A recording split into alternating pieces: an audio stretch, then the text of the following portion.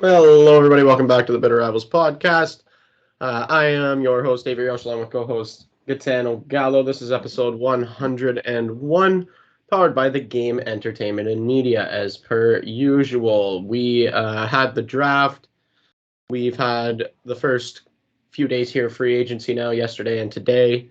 There's been some signings, some lack thereof signings. There's been lots of fun stuff going on, if that's what you want to call it. So let's start with the draft.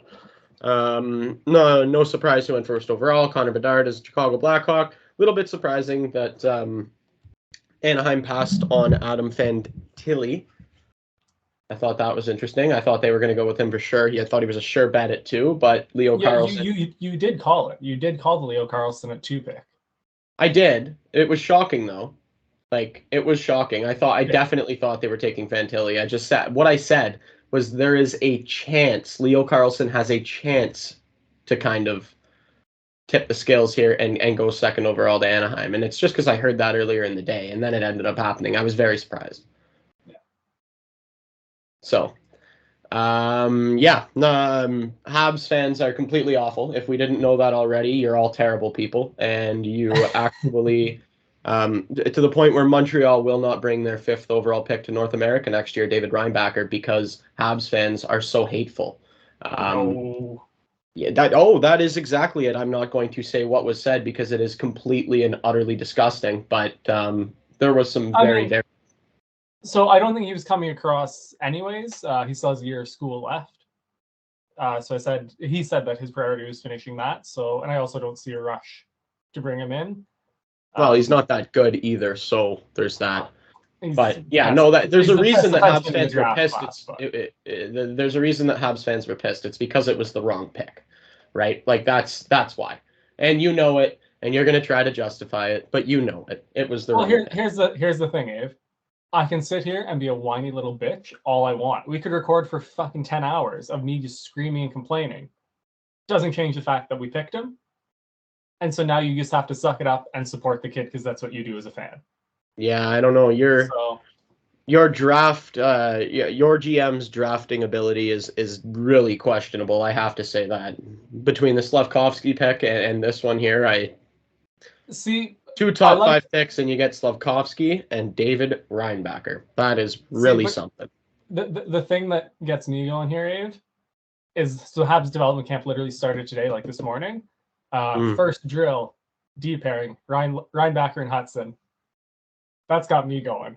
I'm all in on that. I think that is a legitimate top pairing in the next few years, and for a very long time after that. If you think that that's a top pairing, I think you're absolutely delusional. Neither of them have ever shown a sign that they would be a top pairing. Let's be real here. The ceiling for David Reinbacher is a second pairing guy. The ceiling. Did you just completely forget Lane Hudson's last season? No, I didn't, but it was in college. Dude was like one of the best players in college hockey as a rookie, first year. Yeah, and see, the thing about being a top pairing D-man is that you need to have defensive ability as well as offensive ability. And that's the Reinbacher. That's Reinbacher and Hudson together. Oh, I'm telling... David Reinbacher will never be a top pairing defenseman in the National Hockey League. Do you want me to write it on the fucking whiteboard? Write it on the whiteboard. David Reinbacher will never be a top pairing defenseman in the National Hockey League. Never. And if he is, that team will fail. And it's that simple. Anyway. I think the kid is class. I think he's going to be great. He was a projected top 10 pick. So it's not like the Habs went off the board. Don't give me that look. Literally everyone had him in the top 10 from 5 to 8. That's where he was projected to go. And he went at 5. We got him. Right-handed defensemen are unicorns. You don't find them very often. I think it's a great pick. Would I have preferred Mitchkov? Yeah. But we have Reinbacher. We have a fucking stud of a right-hand defenseman, the one thing the Habs have really, really needed. Basically all of our prospects and like the younger guys are all lefties, so it's great to have that balance now. I like the pick. And it wasn't. You can justify it all you want. He's still not a top pairing defenseman. He will be. Trust me. Trust. He's just not. Just like Easton Cowan shouldn't have been drafted by the Toronto Maple Leafs at 28 overall. That was a terrible pick. He was projected to go somewhere between 60 and 100, and the Leafs take him at 28. Brad Treliving has had a rough start. He has been general manager for like a grand total of 3 minutes, and he has done nothing but fail. I already hate this guy. I'm not going to lie to you. He's let 9 players walk out the door. Some of them needed to go, I get it. But then he replaces them with a 36-year-old Ryan Reeves for 3 years. You give him a 3-year deal. 36-year-old Ryan Reeves. They gave him a 3-year deal? 3-year deal. Okay. I thought it was 2, and I didn't hate 2 because you can get rid of it the final year if it doesn't work. But 3, that's not great. He can't skate, and he's 36 years old. What are we doing? John Klingberg had an awful season last year. What are we signing him for? We need, and the justification for that is that we need more offense from the back end. But like, yeah, you need guys who are like, you know how I just said, like Lane Hudson is all offense, literally cannot play defense. That's the same thing with John Klingberg, and that's why he's not a top pairing guy in the NHL anymore. Is because he can't play defense. If you're going to be that bad at defense, then you have to be Erik Karlsson for it to work. That's it. I was going to say Cale Makar, but yeah. No. Erik Karlsson is by far the best offensive defenseman in the NHL. No. I'm not disagreeing. I'm saying that's where my mind was going. Yeah. Cale Makar is the yeah.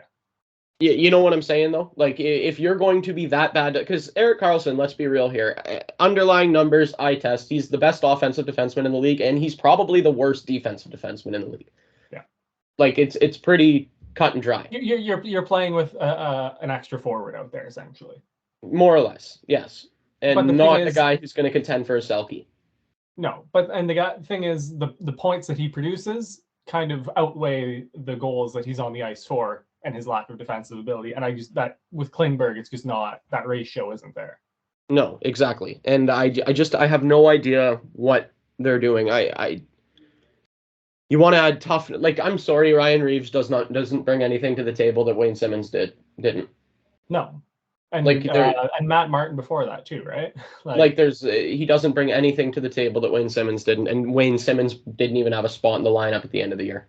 And to me, Wayne Simmons has more upside than Ryan Reeves does in terms of actual hockey. Not punching guys. At one point, Wayne Simmons was actually a very, very good hockey player. Yes, and he still showed flashes of that, right? Yeah. So, I don't know. I think the Leafs are failing. But because this sport is so ridiculous and stupid, you damn well know we're going to go to the Eastern Conference Final or something. You saw that tweet, eh? Well, it's because that's how this sport works. Look at Florida. Look at what they did this year. Yeah. They set records. President's Trophy winners. They shake it up, they look worse on paper, and they go to the Stanley Cup final. That's just how this sport works. It's stupid. It makes no sense. And sometimes you just got to do stupid shit, and it works, I guess. I don't know. Signing Ryan Reeves to me was an absolutely, I wanted him fired on the spot. I wanted Brad Treliving fired on the spot as soon as I heard that signing was made. I was like, are you serious right now? We're going in this direction? This is really our big free agency signing right now is Ryan Reeves. This feels like Lou's first summer all over again. I don't know, man. It's really painful to watch what they're doing to this hockey team right now. And the fact that there hasn't been a Nylander or a Matthews contract extension announced yet also isn't good. I mean, if it's 1 p.m. the second day of free agency, I wouldn't expect those contracts to be hammered out and done. And the only reason I say that is because legally, in quotations, they weren't allowed to even make negotiations. Enough with that. Enough. Like I said. Stop. Said, legally. Stop. Look at Ilya Sorokin's contract that was handed out yesterday, $61 million, and you're trying to tell me they're not allowed to negotiate until 12 o'clock? Come on, wake up. Wake up. That's not accurate. That doesn't actually happen. There is ongoing negotiations between agents and general managers all year round, all the time. That is such a bullshit line in the sand. Come on. It is. That doesn't actually, you're trying to tell me that Sorokin deal got hammered out, an 8-year contract. This guy figured out what he was going to do for the next 8 years of his life in an hour? I don't think so. I mean, it's a lot more money than I would have paid him. So someone gives you that, puts that deal in front of you. I don't think it takes long to sign that, for being honest. sometimes you got to find your guy and you got to pay him. Look, besides Aiden Hill, if you look back at the Stanley Cup champions for the past 10 years, every single one of them had a good goalie. Yeah. Every single one. And Aiden Hill was a good goalie too. Bro, but I'm not taking it. You can look back at any Stanley Cup champion, good goalie. Exactly. So if you find a guy, an Ilya Sorokin, who was a Vezina finalist this year and has been very good for a lot of years, you find him, you got to pay him. If you don't pay him, somebody else will. 100%. And that's what I'm saying. That's why, like, in the perfect world that they didn't start negotiating until yesterday at noon, I don't see how it takes long to hammer that out. If he wants to stay, they want to keep him, they're going to pay him. So back to my point, that would mean that isn't the case in Toronto with Matthews and Nylander, right? That's kind of what I'm getting at. Well, that's what I was getting at. And you were like, well, those contracts haven't been hammered out yet because there hasn't been enough time. Like you just said, if they wanted to be there and they want him to be, and they want to be there and we want them to be there, then it just gets done, right? Like those things just get finished. None of this, like that should have been announced yesterday at noon. Like, I'm sorry, both of those contracts. If they were serious about it, those contracts should have been announced yesterday at noon, and that's just it. And they weren't. Which one do you expect to be announced first? If in the theoretical world where they both resign, which one gets announced first? Well, if they both resign, whoever the deal gets done for first. I don't get what you're asking me. I just mean, like, which deal do you think will get done first? Well, I think they're a lot more sure about their ability to sign Matthews than there are their ability to sign Nylander. Like, obviously, they'll pay Matthews anything he wants because he's Austin Matthews. William Nylander, they don't really... They don't value him as much as he values himself, I think, is what it is. Like, my understanding to this point is Nylander's somewhere in around the $10 to $10.5 million range, and the Leafs are below 9. So they're very, very... different numbers there, obviously. Okay, but I feel like he is probably a $10 million player, so like if he signed for 10 mil anywhere else in the league, I wouldn't even question it. You'd be like, yeah. Got to give credit where credit is due. Jeff O'Neill said it yesterday on Overdrive. You get the Meyer deal. Nothing more, nothing less. 8 by 8.8. If you don't want it, we're trading you. If you do, you can have it. It's yours. You get the Meyer deal. 8 by 8.8. If you don't want it, sorry, man. We got to go somewhere. We got to do something else here. Sorry, dude. That's wild. I hold William Nylander so much higher than Timo Meyer. I think that there's and like that's what $1.2 million. There's definitely a way bigger gap between the two of them than that 1.2 million. If you're saying 8 by 8 and Willie wants 10, like I disagree. I think Timo Meyer's been a more consistent player in the league for more years. I think the thing about William Nylander that you see in a lot that I've always been a William Nylander supporter. I love the guy, but he can be one of the most frustrating players in the sport because he is not all in all the time. He floats. When he's off, oh my God, is he off? Like, he is pitiful. He doesn't have a B game, right? Like, it's either the A game or a big shit. Like, that's really what he does. And that's why he's not a $10 million player. I'll be honest with you. That's why. Is because he's one of the most inconsistent players in the sport. Interesting. Yeah. Who else did the Leafs sign? Have they signed anyone else? Literally John Klingberg and Ryan Reeves. That's it. And we've let 9 guys walk out the door, including Michael Bunting, including Ryan O'Reilly, Nola Chari, Eric Shalgren, not a big deal. I forget who. It's been pretty much exodus. And the fact that the news has come out now that Ryan O'Reilly wasn't even really concerned about money. Like, it wasn't a money thing. The Leafs were able to pay him. He just didn't want to be in Toronto. After wanting to be traded to Toronto from St. Louis and then going there and kind of seeing what was up and then immediately fucking off. It's not a good sign, is it? No, I hate it. I hate every second of it. It makes me so nervous about that locker room right now. It's a tough scene, and that's putting it very lightly. I think. I don't know if it's the coach that maybe some of these guys aren't liking the camaraderie in the dressing room. Maybe I have no idea what's going on, but it's a bad time right now in Toronto. It's a really bad time, and it's a dark time. And I don't really have much else to say. I've been really trying to tune out most of this hockey stuff over the past couple of days because my general manager is a fucking idiot, if we're being honest. So, Boston pizza sucks, and fire Brad Treliving. So I got nothing more for you today. I'm not gonna lie to you. I'm so pissed off at that guy. It's not even funny. He's drafting like shit. He's making bad signings. He's letting guys walk out the door. It's an absolute mess. There's no other way to put it. There's no other way to say it. It's a disaster. It's a complete disaster. Murray hasn't been bought out yet for some reason. I don't know. Has TJ Brody been bought out yet? No, he has not. Also, can we just laugh at the Senators signing Korpisalo to the Murray deal? And I love it. That's a terrible, terrible signing for them. They needed a goaltender. They went and got it. But yeah, he is definitely like I get that, but that is an overpay in way too many years. Yeah. Well, I don't mind the $4 million actually. It's 5x4, or is it 4x5? I think it was 5x4.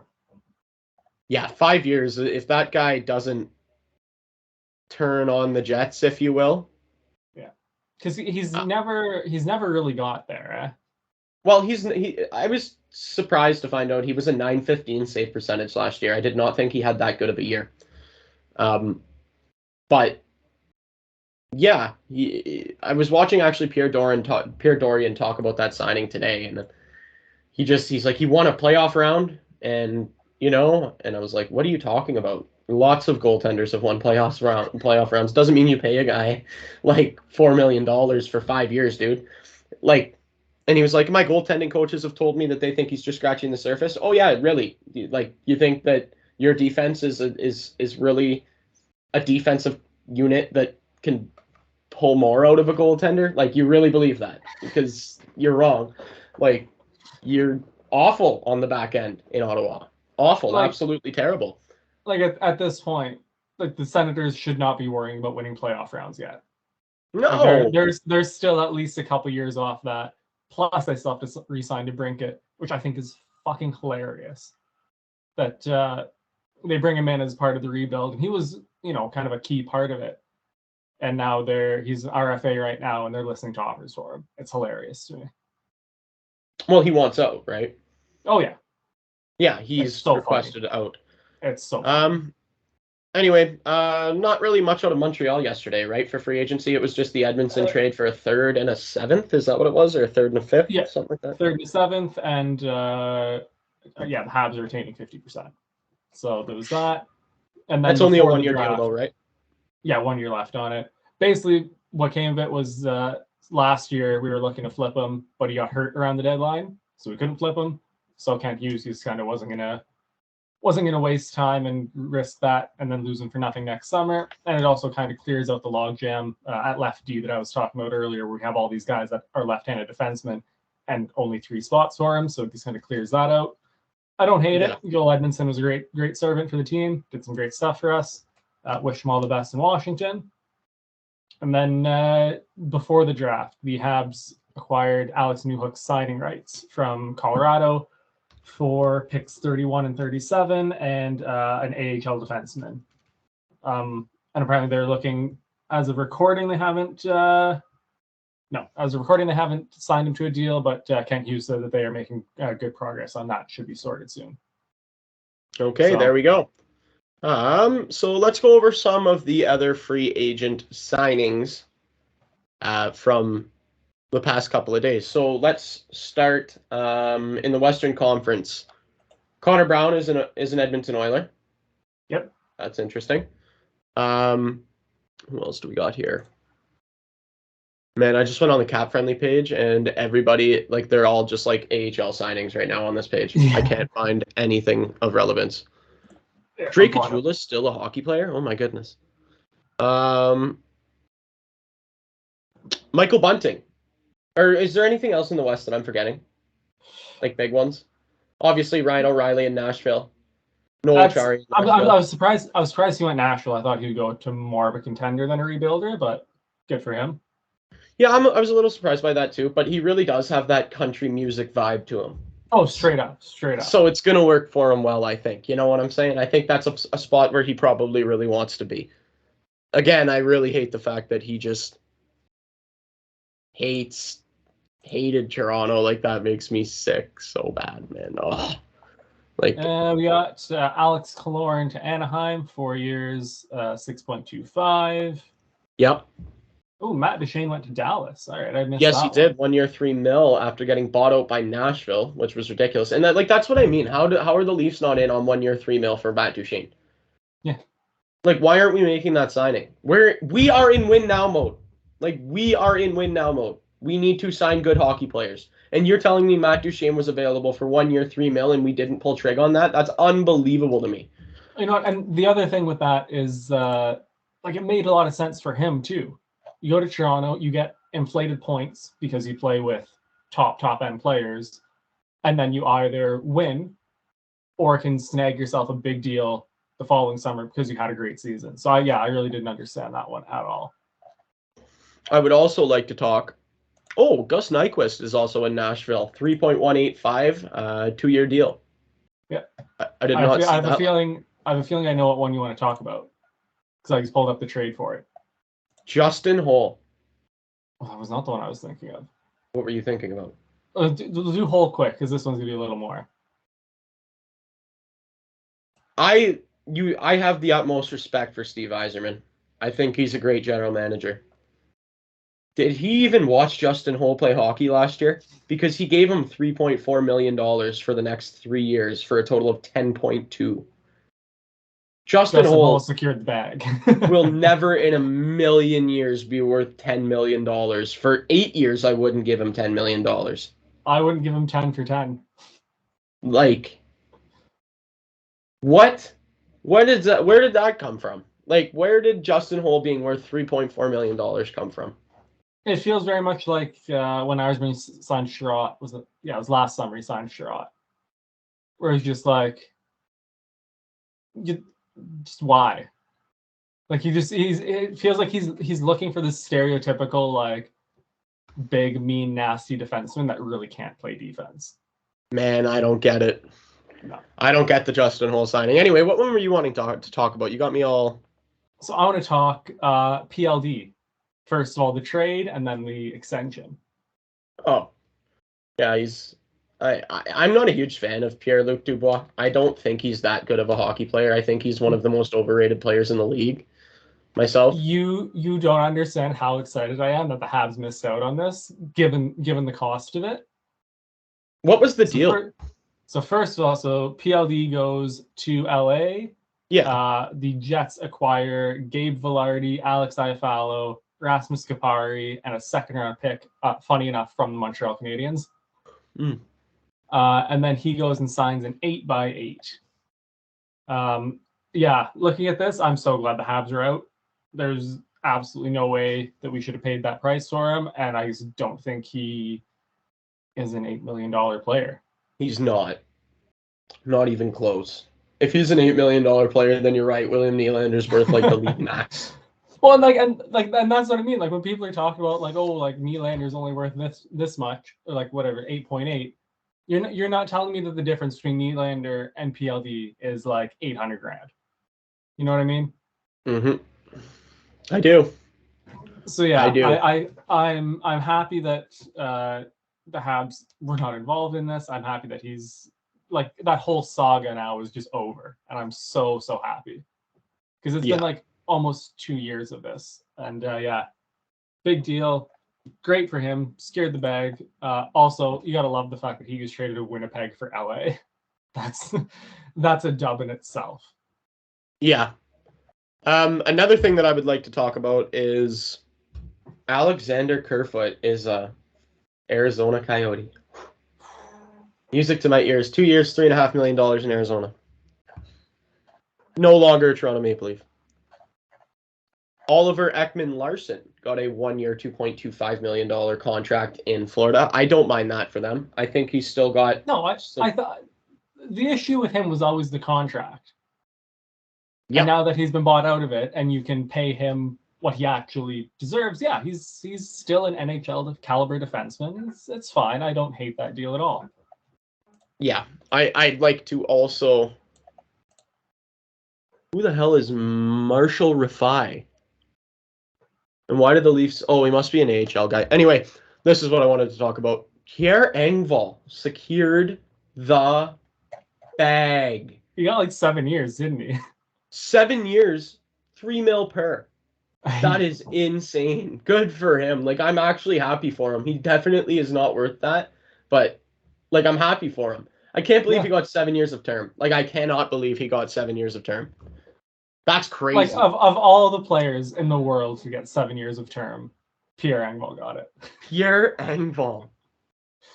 Also, that's what, to the Islanders, right? Pardon? That was to the Islanders? Yeah. Radko Gudas, 3 years, $4 million per in Anaheim. I like that he's now out of our conference, and I think that's probably a fair contract for him. I was actually looking at his JFresh card yesterday. He is surprisingly has really, really good numbers, like underlying metrics. He is one of the better defensemen in the league, both offensively and defensively.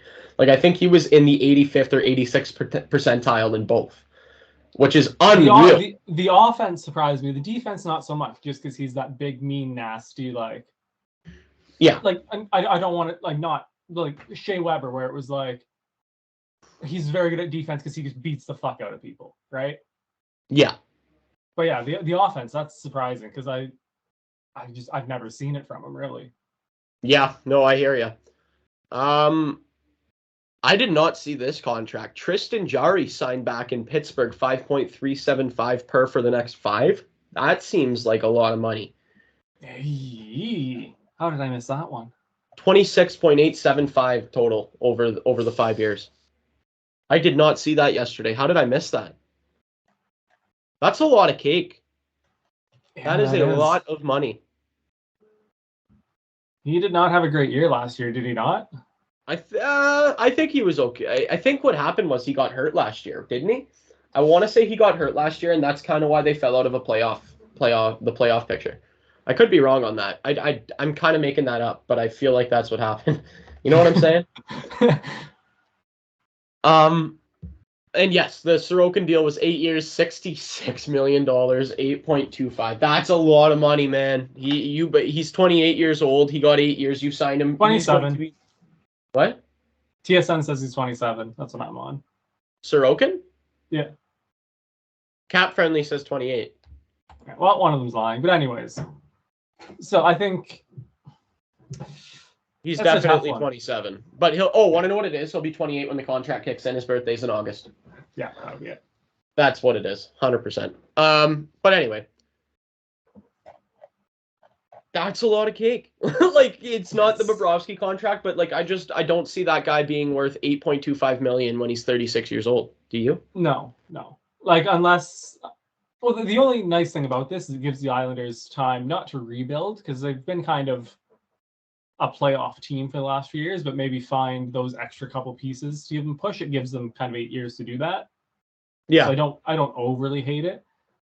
7 of those years having Pierre Engvall on the books is probably not ideal, but you know.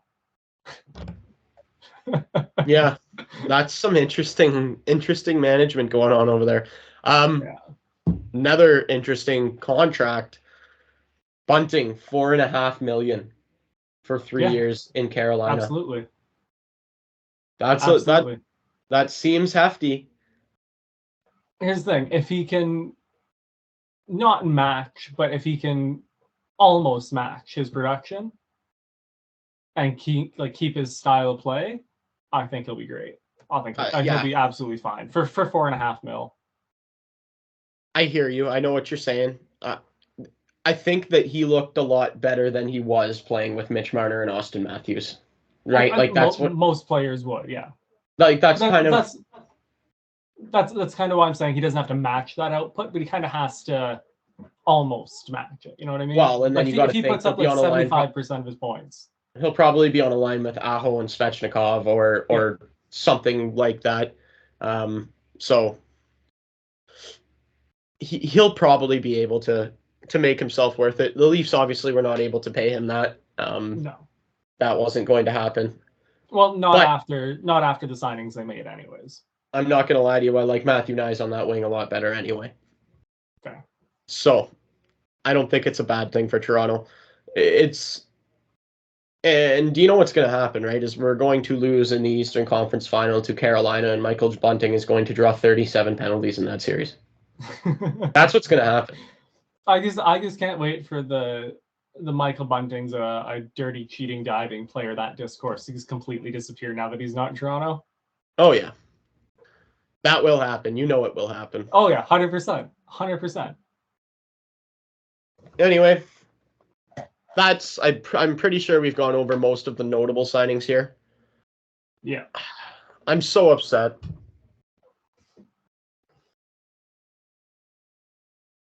This is your chance to vent it out. If you want to scream into the void, this is the void to scream it into.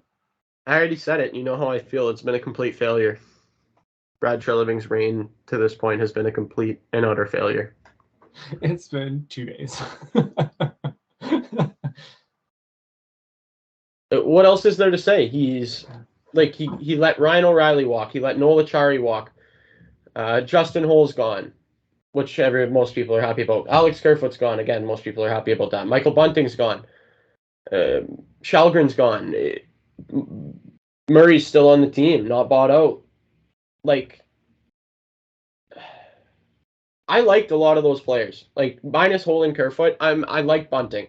I really like Bunting. I loved Ryan O'Reilly on that team. Noel Acciari I liked even more than Ryan O'Reilly, I think.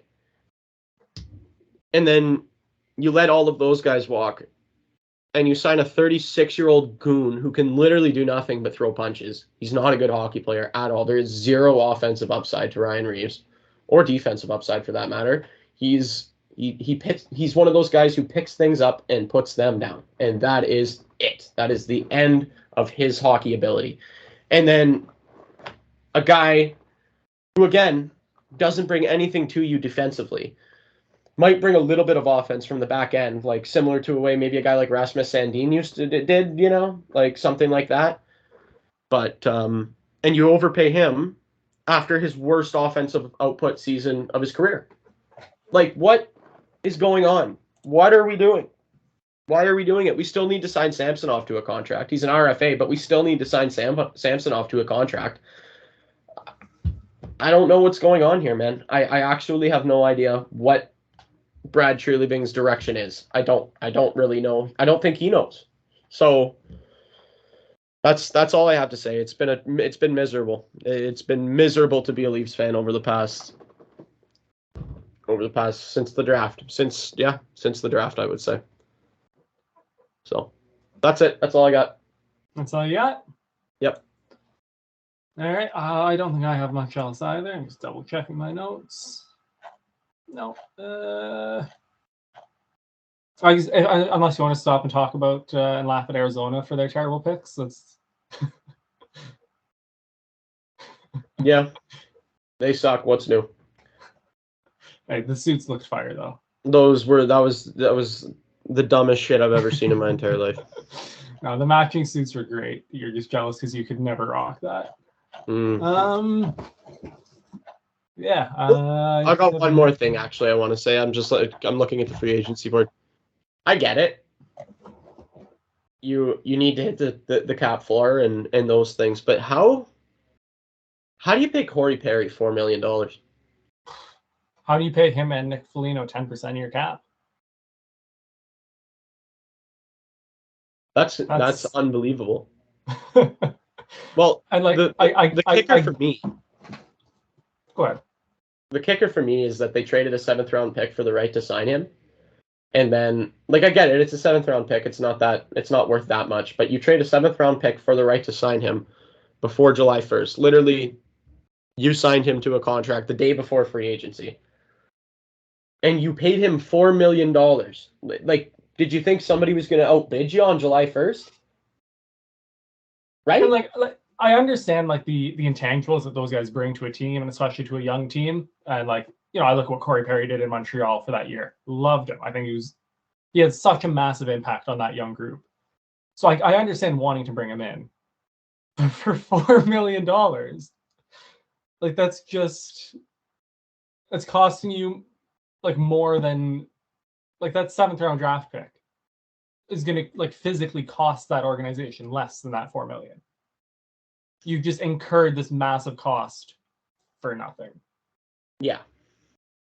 Like when he signed in Montreal, I remember you texted me. You're like, Corey Perry to Montreal, and like a bunch of like laughing emojis. And I was like, well, let's see what the term and the money is. And it was 1 year, league man. I was like, can't argue. Then he went to Tampa for a little over league man. I think he was sitting maybe 1.1 mil. Which again, you're like, that's fair market value, right? Like you're paying him a little more than league man, but you're not breaking the bank on him. And then to get $4 million for 500K more, they could have got Michael Bunting. Like, you know what I mean? Like that's right. horrific management. All right, now that we're done talking about that worm making $4 million per year, let's wrap it up. Thank you for listening, everybody. Do you have anything else to get off your chest, Gitano? Thank you for the support this year. We'll see you next season. Yeah, that's pretty much it.